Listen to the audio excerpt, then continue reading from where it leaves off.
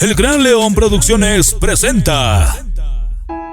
El tenerte fue el mayor regalo de Dios y disfrutarlo en vida fue una gran bendición. Mamita, tu paso en la vida fue inolvidable. Nos brindaste un mundo lleno de amor, comprensión, cariño y mucha alegría. Con todo amor para una madre que siempre será un ejemplo. Señora Santuza Larico de Choque, que en paz descanse. ¿Qué cosas tiene la vida? Invitación, misa de cabo de año. Nicolás Choque, esposo. Claudia, Leticia, Octavio, Rosemary, Aida, Cristina, Rodrigo, hijos, Luzmary, Guillermo, Michael, hijos políticos, nietos y demás familiares. Invitar a asistir a la Santa Misa, recordando el primer año, cabo de año, de su sensible y llorado fallecimiento, que se mandará oficiar el día sábado 16 de septiembre, a horas 11 de la mañana, en el cementerio de la urbanización San Francisco de Asís, en la ex comunidad de Chuzamarca.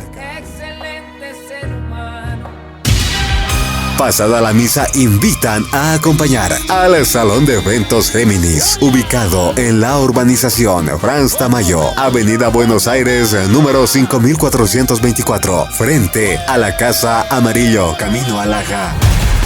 Y para el cabo de año estará presente el grupo internacional Historia 8A. Sí, el grupo que está arrasando en Bolivia. Ya me enterando de los cuernos que tú me ponías a mí. Me he enterado.